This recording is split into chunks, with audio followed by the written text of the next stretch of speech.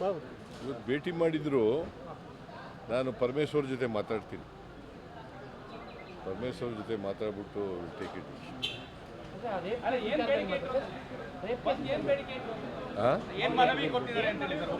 ಅವರು ನನಗೆ ಒಂದು ಮನವಿ ಕೊಟ್ಟಿದ್ದಾರೆ. ನಿನ್ನೆ ಭೇಟಿ ಮಾಡಿದಾರಂತೆ ಎಲ್ಲ ಒಕ್ಕಲಿಗ ಶಾಸಕರನ್ನು, ಕಾಂಗ್ರೆಸ್ನ ಒಕ್ಕಲಿಗ ಶಾಸಕರು. ಅವರು ಏನಂತ ಹೇಳಿದ್ದಾರೆ ಅಂತಂದರೆ,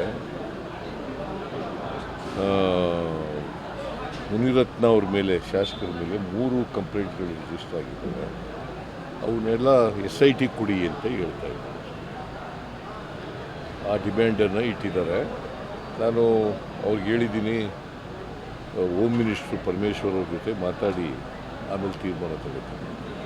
ಮೊದಲನೇದಾಗಿ ಫಿಲಿಂ ಸಿಟಿನ ಅಪ್ರೂವ್ ಮಾಡಿದ್ದಕ್ಕೆ ನಮ್ಮ ಕಡೆಯಿಂದ ಧನ್ಯವಾದಗಳು. ಯಾಕಂದ್ರೆ ಮೈಸೂರಿಗೆ ಒಂದು ದೊಡ್ಡ ಪ್ರಾಜೆಕ್ಟ್ ಥ್ಯಾಂಕ್ ಯು. ಆಮೇಲೆ ಎರಡನೇದಾಗಿ ಸರ್, ದಸರಾ ಉದ್ಘಾಟನೆಗೆ ಯಾರನ್ನ ಕರೀತಾ ಇದ್ದೀರಿ? ಸರ್ಕಾರ ಏನು ತೀರ್ಮಾನ ಮಾಡ್ತು ಅಂತ? ಒಬ್ಬ ಹೆಸರಾಂತ ಸಾಹಿತಿ ಹಂಪಾ ನಾಗರಾಜಯ್ಯನವರನ್ನು ದಸರಾ ಉದ್ಘಾಟನೆಗೆ ಈ ಸಾರಿ ಕರೀತಾ ಇದ್ದೇವೆ. ಅವರಿಗೆ ಆಹ್ವಾನ ಕೊಡ್ತಾರೆ. ಜಿಲ್ಲಾ ಆಡಳಿತವರು ಮತ್ತು ಡಿಸ್ಟಿಕ್ ಇನ್ಚಾರ್ಜ್ ಮಾದೇವಪ್ಪನವರು ಅವರಿಗೆ ಆಹ್ವಾನವನ್ನು ಕೊಡ್ತಾರೆ. ಅವರನ್ನು ಕರೀತಾರೆ. ನನಗೆ ವಹಿಸಿದ್ರು ಯಾರನ್ನು ಮಾಡಬೇಕು ಅಂತ. ಹಂಪಾ ನಾಗರಾಜಯ್ಯನವ್ರನ್ನ ನಾನು ತೀರ್ಮಾನ ಮಾಡಿದ್ದೆ. KPSC ಎಕ್ಸಾಮ್ನ ಎಕ್ಸಾಮ್ ಮಾಡ್ತೀನಿ ಅಂತ ಹೇಳಿದ್ರು. KPSC ಎಕ್ಸಾಮ್ ಆಯ್ತು, ಗೊಂದಲಗಳಾಯಿತು, ಅಲ್ಲಿ ಟ್ರಾನ್ಸ್ಲೇಷನ್ ಎಲ್ಲ ತಪ್ಪಾಯ್ತು. ವಿತಿನ್ 2 ಮಂತ್ಸ್ ಅದನ್ನು ಎಕ್ಸಾಮ್ ಮಾಡ್ತೀನಿ ಅಂತ ಹೇಳಿದ್ರು. ಆದರೆ KPSC ಅವರು ಅಷ್ಟು ಒಳಗಡೆ ಮಾಡೋಕ್ಕಾಗಲ್ಲ ಅಂತ ಹೇಳ್ತೀವಿ. ಅದೊಂದು. ಆಮೇಲೆ ಕಾನ್ಸ್ಟೇಬಲ್ದು ವಯೋಮಿತಿ ಹೆಚ್ಚಳ ಮಾಡಬೇಕಂತ ಅವ್ರು ಬೇಡಿಕೆ ಇಟ್ಟಿದ್ದಾರೆ. 27 ವರ್ಷ ಏನಿದೆ ಅದನ್ನು 33 ವರ್ಷಕ್ಕೆ ಮಾಡಬೇಕು. ಬೇರೆ ರಾಜ್ಯದಲ್ಲಿ 33 ವರ್ಷ ಇದೆ. ಅದೇ ಒಂದು ಸಾರಿ ಒನ್ ಟರ್ಮ್ ಡಿಸಿಷನ್ ಮಾಡಿ ಅಂತ ಹೇಳಿದ್ದೀನಿ ನಾನು ಪರಮೇಶ್ವರ್ ಅವ್ರ ಜೊತೆ ಮಾತಾಡಿದ್ದೀನಿ. ಆಮೇಲೆ ಇವ್ರಿಗೆ ಪಬ್ಲಿಕ್ ಸರ್ವಿಸ್ ಕಮಿಷನ್ ಅವ್ರ ಜೊತೆ ಕೂಡ ಮಾತಾಡಿದ್ದೀನಿ. ಅದು ಪರೀಕ್ಷೆ ತಹಸೀಲ್ದಾರರು, ಅಸಿಸ್ಟೆಂಟ್ ಕಮಿಷನರ್ ಅದರಿಂದ ಮಾಡಿ ಪರೀಕ್ಷೆ, ಬೇರೆ ಪರೀಕ್ಷೆ ಮಾಡಿ ಅಂತ. ಯಾಕಂದರೆ ಕನ್ನಡದಲ್ಲಿ ಭಾಳ ತಪ್ಪಾಗಿದೆ. ಇಂಗ್ಲೀಷಿಂದ ಕನ್ನಡಕ್ಕೆ ತರ್ಜುಮೆ ಮಾಡೋದ್ರಲ್ಲಿ ಭಾಳ ತಪ್ಪುಗಳಿತ್ತು. ಅದಕ್ಕೋಸ್ಕರ ಮಾಡಿ. ಗಣೇಶನ ಗಲಾಟೆ ಜಾಸ್ತಿ ಆಗ್ತಾ ಇದೆ. ದಾವಣಗೆರೆಯಲ್ಲೂ ಸಹ ಕಲ್ಲು ತೂರಾಟ ಮಾಡುವಂಥ ಕೆಲಸ ಜಾಸ್ತಿ ಅಂದರೆ ಕಲ್ಲು ದಿನ ಎಷ್ಟು ಗಣೇಶಗಳಿದ್ದೋ ಗೊತ್ತಾ? ಎಷ್ಟಿದ್ದೋ 60,000 ಗಣಪತಿಗಳು. ಅದು 2 ಇನ್ಸಿಡೆಂಟ್ ಆದರೆ ಬಹಳ ಸಾವಿರಾರು ನೂರಾರು ನಡೀತವೆ ಅಂತಂದ್ರೆ ನೀವು ಪ್ರಶ್ನೆ ಕೇಳುವಾಗ ಕರೆಕ್ಟಾಗಿ ಕೇಳಬೇಕು. 2 ಕಡೆ ಆಗಿದ್ದಾವೆ. ನಾಗಮಂಗಲದಲ್ಲಿ ಒಂದಾಗಿದೆ, ದಾವಣಗೆರೆಯಲ್ಲಿ ಒಂದಾಗಿದೆ ಅಲ್ವಾ? ದಾವಣಗೆರೆಯಲ್ಲಿ ಬರೀ ಕಲ್ಲು ತೂರಾಟ ಆಗಿದೆ. ನಾಗಮಂಗಲದಲ್ಲಿ ಅಂಗಡಿಗಳೆಲ್ಲ ಸುಟ್ಟಾಕಿದ್ದಾರೆ. ನಾವು ಅದಕ್ಕೆ ಯಾರು ಪೊಲೀಸ್ನವರ ಫೇಲ್ಯೂರ್ ಇದೆ ಅನ್ನೋದು ಗೊತ್ತಾಗಿದೆ. ಹಾಗಾಗಿ DYSPನ ಇನ್ಸ್ಪೆಕ್ಟರ್ನ ಸಸ್ಪೆಂಡ್ ಮಾಡಿ. ನೋಡಪ್ಪ,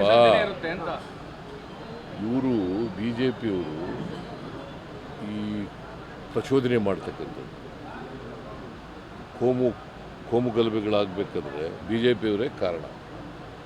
ಅವ್ರ ಪ್ರಚೋದನೆಯಿಂದ ಇವೆಲ್ಲ ಆಗ್ತದೆ. ಸರ್, ಇನ್ನೊಂದು ಡಿನೋಟಿಫಿಕೇಶನ್ ಕೇಸು ಕುಮಾರಸ್ವಾಮಿ ಅವ್ರದ್ದು ಬಂದಿದೆ. ನಿನ್ನೆ ಪ್ರೆಸ್ ಕಾನ್ಫರೆನ್ಸ್ ಎಲ್ಲ ಮಾಡಿದ್ದಾರೆ 3 ಜನ ಮಿನಿಸ್ಟ್ರುಗಳು.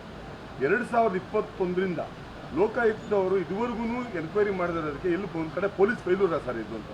ಯಾಕಂದರೆ ಇಂಥ ಒಂದು ಕೇಸಲ್ಲೂ ನೀವು ಎನ್ಕ್ವೈರಿ ಮಾಡಿದೆ ಅಂಥ ಒಂದು ಸಿಸ್ಟಮ್ನ ಯಾಕೆ ಇಟ್ಕೊಂಡಿರ್ಬೇಕು? ಗೊತ್ತಿಲ್ಲ, ನಾನು ನೋಡ್ಬಿಟ್ಟು ಹೇಳ್ತೀನಿ ನಾನು. ಯಾಕೆಂದರೆ ನಿನ್ನೆ ಕೃಷ್ಣ ಬೈರೇಗೌಡ, ದಿನೇಶ್ ಗುಂಡೂರಾವ್ ಮತ್ತು ಸಂತೋಷ್ ಲಾಡ್ ಅವರು ಮತ್ತು ಈ ಥರ ಎಲ್ಲ ನಮ್ಮ ಪಕ್ಷದ ಮುಖಂಡರುಗಳು ಸೇರಿ ಟೆಸ್ಟ್ ಮಾಡಿ ಹೇಳಿದ್ದಾರೆ. ಸೊ ಅದು ಕುಮಾರಸ್ವಾಮಿ ಮತ್ತು ಯಡಿಯೂರಪ್ಪ ಅವರಿಬ್ಬರ ಕಾಲದಲ್ಲಿ ಆಗಿರ್ತಕ್ಕಂಥದ್ದು. ಸೊ ಅದನ್ನು ನೋಡಬೇಕು, ಫೈಲ್ ತರಿಸಿ ನೋಡಬೇಕು. ಅದ್ರ ಬಗ್ಗೆ ತನಿಖೆ, ಯಾಕಂದರೆ ಅದು 100 ಎಕರೆದಿರುವಂಥ ಕಾರಣಕ್ಕೋಸ್ಕರವಾಗಿ ತನಿಖೆಗೆ ಆರ್ಡರ್ ಆಗ್ತಾ ಇದೆ. ತನಿಖೆ ಚುರುಕು ಮಾಡ್ತಾ ಇದ್ದಾರೆ. ಎಷ್ಟು 100 ಎಕರೆ ಅಂತ? 100 ಎಕರೆ ಇಲ್ಲ, 1 ಎಕರೆ 1 ಎಕರೆ 11 ಗುಂಟೆ ರೀ, ಸರಿಯಾಗಿ ತಿಳ್ಕ. 1 ಎಕರೆ 11 ಗುಂಟೆ ವ್ಯಾಲ್ಯೂ. ಬಿಕಾಸ್ ಅದು ಭಾಳ ಇಂಪಾರ್ಟೆಂಟ್ ಜಾಗದಲ್ಲಿ ಬೆಲೆ ಬಾಳ್ತಕ್ಕಂಥ ಜಮೀನು. ಅಂಥದ್ದನ್ನು ಡಿನೋಟಿಫೈ ಮಾಡಿದ್ದಾರೆ. ಅದರಲ್ಲೂ ಕುಮಾರಸ್ವಾಮಿಯವರ ಬಾಮೈದನಿಗೆ ಮಾಡಿದ್ದಾರೆ. ಆಮೇಲೆ ಅವರ ಅತ್ತೆ GPA ಹೋಲ್ಡರ್ ಆಗಿದ್ದಾಳೆ. ಸೊ ಅಧಿಕಾರಿಗಳು ಇದು ಬರೋದಿಲ್ಲ, ಸ್ವಾಧೀನ ತಗೊಂಡಾಗಿದೆ, ಇದು ಅವಾರ್ಡ್ ಎಲ್ಲ ಕೊಟ್ಟಾಗಿದೆ ಅಂತ ಹೇಳಿದ್ರು ಮಾಡಿದ್ದಾರೆ. ಮತ್ತು ಯಾರು ಸತ್ತೋಗಿದ್ದಾರೆ ಅವ್ರ ಹೆಸರಿನಲ್ಲಿ ಮಾಡಿದ್ದಾರೆ. ರಾಕೇಶ್ ಸಿಂಗ್ ಕನ್ಫೆಸ್ ಮಾಡ್ಕೊಂಡಿದ್ದಾರೆ. ರಾಕೇಶ್ ಸಿಂಗ್ನು ಹೋಗಿ ಹೇಳಿದಾರಂತೆ. ಹೌದು, ರಾಕೇಶ್ ಸಿಂಗ್. ಆದ್ರೆ ಇಷ್ಟೆಲ್ಲ ಆದ್ರೂ ಸರ್ಕಾರ 2 ವರ್ಷ ಫೈಲ್ ಮೇಲೆ ಕೂಡಬೇಕಾಗಿತ್ತು ಸರ್. ಇಂತಹ ಕೇಸ್ಗಳನ್ನು ನೀವು ಹೇಳೋದು ಕರೆಕ್ಟ್ ಆಗಿದೆ. ನಾನು ಫೈಲ್ ನೋಡ್ಬಿಟ್ಟು ಹೇಳ್ತೀನಿ. ಸರ್, ವಿಪಕ್ಷಗಳು ಗಾಜಿನ ಮೇಲೆ ಕೂತು ಕಲ್ಲೊಡೆಯೋ ಕೆಲಸ ಮಾಡ್ತಾ ಇದೆ ಅಂತ ಅನ್ಸುತ್ತಾ ಸರ್? ವಿಪಕ್ಷಗಳು ನಿಮಗೇನು ಅನ್ಸುತ್ತೆ? ನಿಮಗೇನು ಅನ್ಸುತ್ತೆ ಹೇಳಪ್ಪ. ತಮಗೆ ಕೇಳ್ತಾ ಇದ್ದೀನಿ ಸರ್. ತಾವು ನನಗೆ ಕೇಳೋದಿರಲಿ, ನಾನು ರಾಜಕೀಯ ನೀನು ಹೇಳು. ನೀನು you are not a politician. ನಿನಗೇನು ಅನ್ಸುತ್ತೆ? ಎರಡೂ ಪಕ್ಷದವ್ರು ಹಂಗೆ ಮಾಡ್ತಾ ಇದಾರೆ ಅನ್ಸುತ್ತೆ ಸರ್ ನನಗೆ. ಇಬ್ರು ಗಾಜಿನ ಮೇಲೆ ಕೂತ್ಕೊಂಡು ಅವ್ರ ಮೇಲೆ ಇವ್ರ ಮೇಲೆ ಅವ್ರು ಮಾಡ್ತಾ ಇದ್ದಾರೆ. ಎಲ್ಲಿ ನಾವು ಎಲ್ಲಿ ಮಾಡಿದ್ವಿ? ಎಲ್ಲ ಆರೋಪಗಳು ಮಾಡ್ತಾರೆ. ಎಲ್ಲಿ ಮಾಡಿದೀವೇನ್ರಿ? ಆರೋಪ ಯಾವುದ್ರಲ್ಲಿ ಮಾಡಿದೀವಿ ರೀ? ಕುಮಾರಸ್ವಾಮಿ ಅವರು ಅದನ್ನೇ ಹೇಳ್ತಾರೆ. ನಮ್ದು Kumaraswamy always A hit and run case. ಯಾವತ್ತೂ ಕೂಡ ಅವರು ಲಾಜಿಕಲ್ ಹಿಡಿದು ತಗೊಂಡು ಹೋಗಿರೋದು ಇವತ್ತಿನವ್ರಿಗೆ ನಿದರ್ಶನ ಇಲ್ಲ. ಬೀಯಿಂಗ್ ಎ ಮಿನಿಸ್ಟರ್ ಜವಾಬ್ದಾರಿಯಿಂದ ಮಾತಾಡಬೇಕಲ್ವ?